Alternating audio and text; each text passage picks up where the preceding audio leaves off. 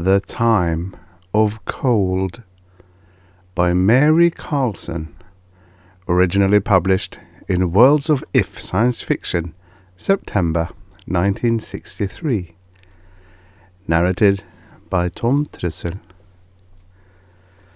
Kurt felt the airship going out of control as he passed over a rock-splattered stretch of sand. Automatically he looked for a smooth place to land and steered the bucking ship for it. The jolt of the landing triggered the ejector seat, and in a second he was hurtling through the air away from the explosion of the damaged vehicle. Just before he blacked out, he thought, almost calmly, a good 150 miles from the colony. When he regained consciousness, night was passing, and the first of the three suns was peeking over the horizon. Kurt lay still for a while, afraid to find out what might be wrong with him, and the rescue ship could take anything from an hour to a week to find him. He moved his head to discover if there might be anything left of his ship. He saw nothing but pieces. "Well," he said aloud, "so much for that." He reached back gingerly and undid the seat straps. Carefully he sat up and began to ease his weight onto his feet. A sharp twinge of pain in his knee dropped him back to a sitting position. He probed at the knee, but found no broken bones. "Well," he said again, quietly. The colony leaders had had very little to offer in the way of survival. Rule number 1. Mark the crash site and your direction of travel. Number 2. Get into shade before the combined heat of the three suns boils your blood. Number 3. Carry your pistol for protection against liquid scorpions, and always save the last pellet for yourself. Kurt glanced around nervously at the thought of the liquid scorpions, the one form of animal life the colonist had found on this mineral-rich planet. Liquid scorpions were enormous masses of clear, jellyish liquid that oozed forward across the rock and sand with remarkable speed. A liquid scorpion changed shape constantly, its mass shooting out legs whenever they were needed. Only the eyes, fixed in a bulge over the center of its mass, and the almost solid, curved stinger that arched over its back remained the same. The first landing party had stood transfixed while one of the crew was attacked and absorbed before their eyes. Clear, the scorpion had been almost invisible to them until it flowed about the navigator's legs and paralyzed him with a swaying stinger. When his frantic struggles had ceased, the creature flowed over his body and absorbed it. As the party watched, the clearness slowly became a thin, dark red, and the body could no longer be seen. Avengers had poured out of the ship after the giant scorpion, which reared back, tripling its height and halving its width. At the apex, the two protruding eyes bulged at them, and the stinger swayed back and forth, reaching out and retreating. Explosive pellets fired into its flesh were absorbed with a slurping sound. The captain, in the end, had knelt and taken careful aim at the right eye, behind which was the only unreddened sector of the mass. When the right eye disappeared, the clear area spurted out of the hole and drained over the jelly-like surface. Slowly, silently, the first of the liquid scorpions died. Kurt counted the pellets in his belt, an even 100. Enough, if he managed to keep out of sight and had good enough aim. He surveyed the surrounding countryside. Farther along the valley were shaded caves where he could find protection once he had marked his course, if he could walk that far. Zen came sluggishly awake, feeling the warmth penetrate his mass. The time of heat had come again, the time to search for what would halt the hunger that ached through every inch of him.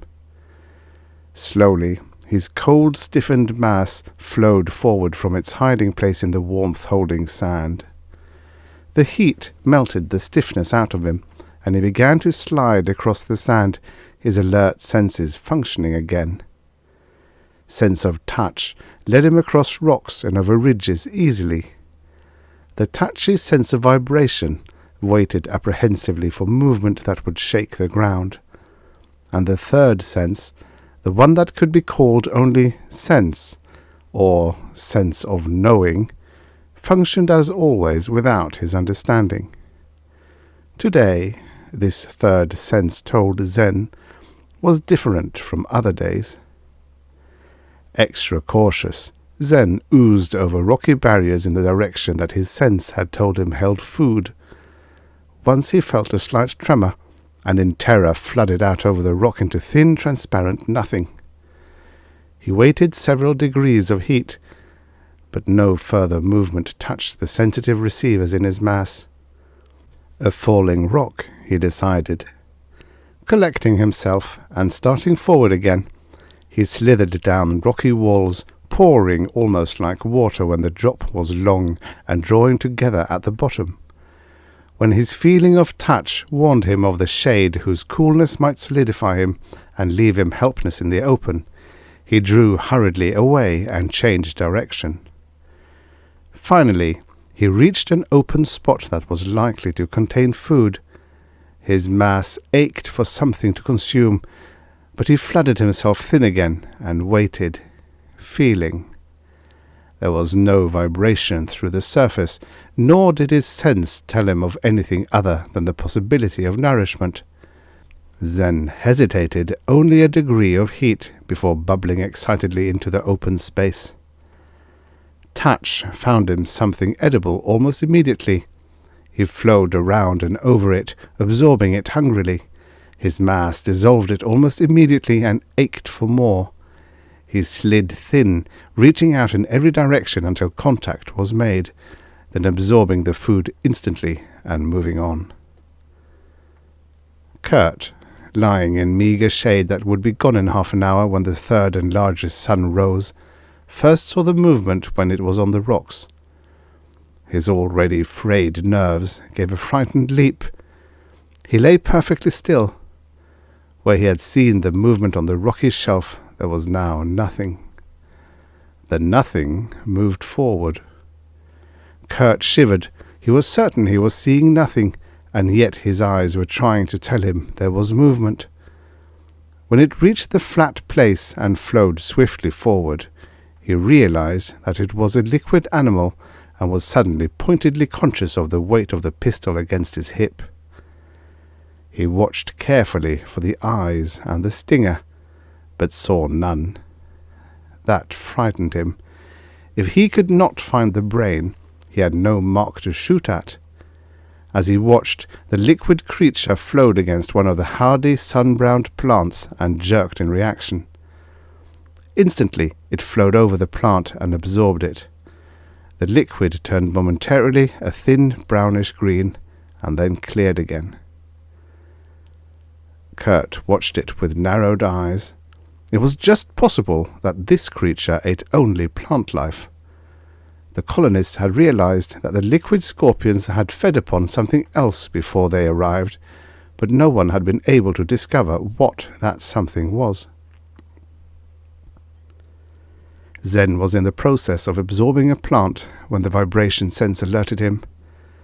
Terror shot through him, and he spread thinly across 30 feet of ground and lay motionless, his sense telling him frantically that a sting was hunting nearby.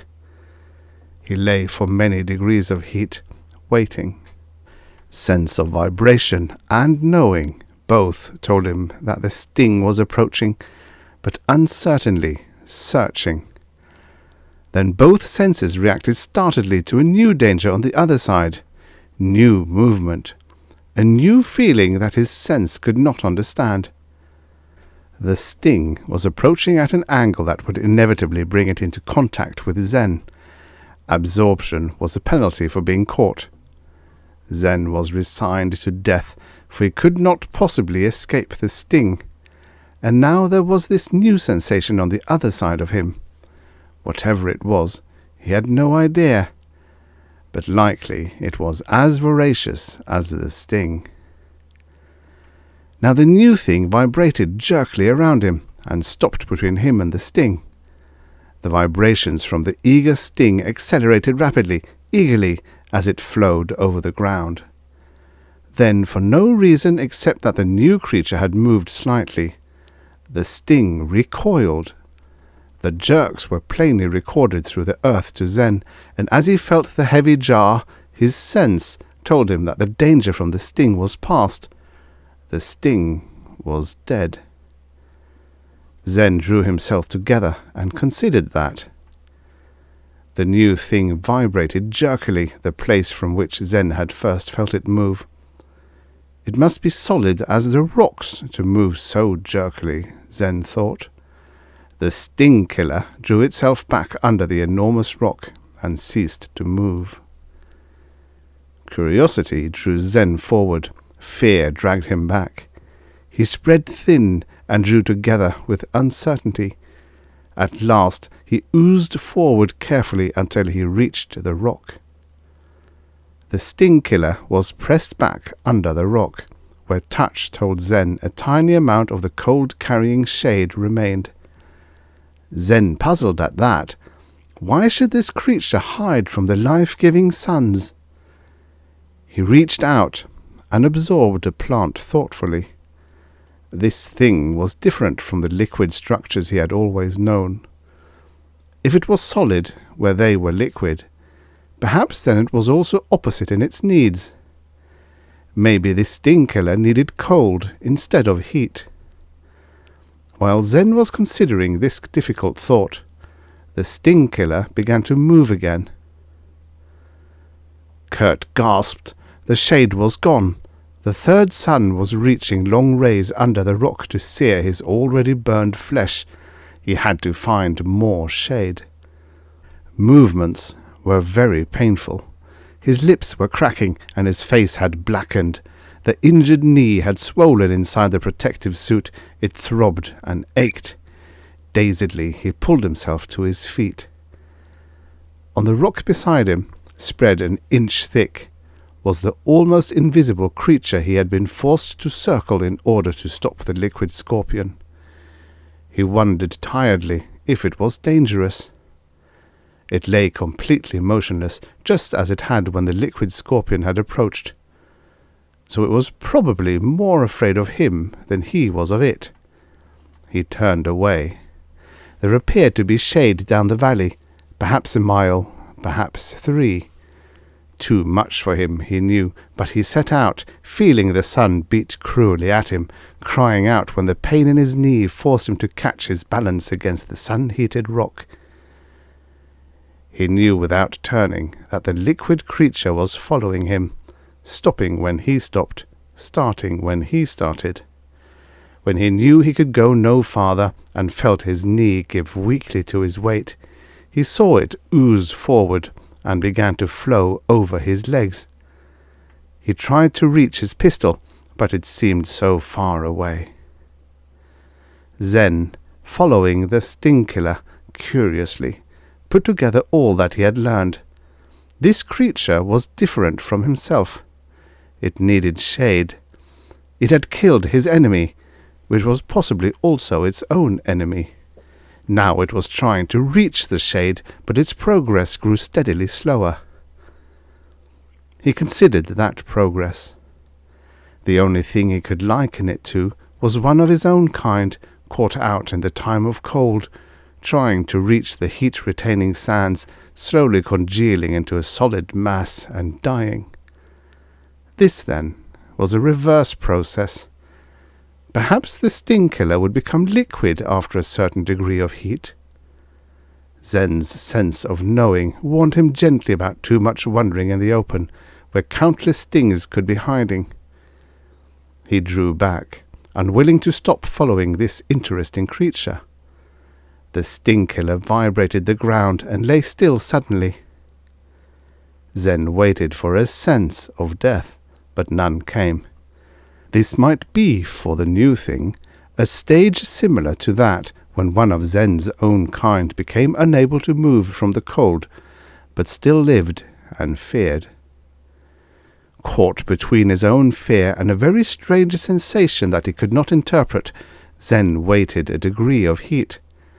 Then he oozed forward and spread himself over the still shape until it floated within him. When he flowed over one part, the thing struggled pitiably. Zen drew back startedly, and the movement ceased. Carefully, he retraced his course, leaving the part free. This time there was no struggling. Spurred by fear of stings, Zen began to flow across the land, letting his sense guide him to the coldness. He slithered up slopes, poured over steep drops, always collecting himself in time to catch his burden. He found a place that would stay cold until the next time of heat, and halted in front of it, his anxiety evident in the way he spread and collected himself back and forth. At last he inched forward, feeling the agony of the cold bite into every cell. Bunching himself behind the sting-killer, he made it flow along him until it broke free and lay upon the shaded rock. Zen drew back as hurriedly as his already sluggish mass would allow. He spread thin across the earth and let the heat liquefy his body again. It was when the time of cold was only a few degrees away that Zen felt the heavy vibration which nearly made him dissolve with fear. It lasted for a few degrees, and then weakened and made only a small tremor. Now many smaller vibrations reached him, like many creatures moving about. The tremors spread out, moving slowly toward the rocky valley. Zen lay still, trying to identify the vibrations. They were not those of stings.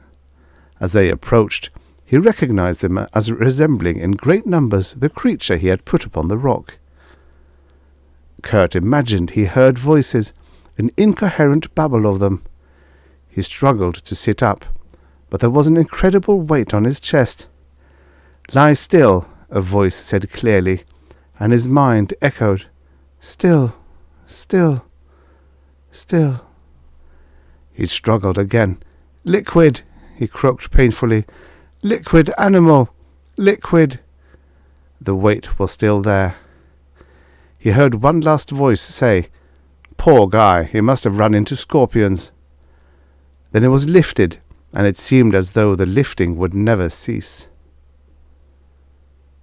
Zen waited until the small tremor was gone, and the great vibration had roared and disappeared. He knew by the sense of emptiness that the sting-killer had gone back to his own kind.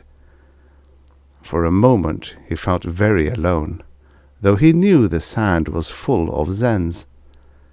Slowly he drew himself together, for the time of cold was but a few degrees away, and he must seek the warm sands.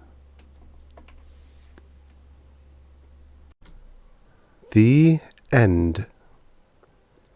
Subscribe for your daily stories of futures past.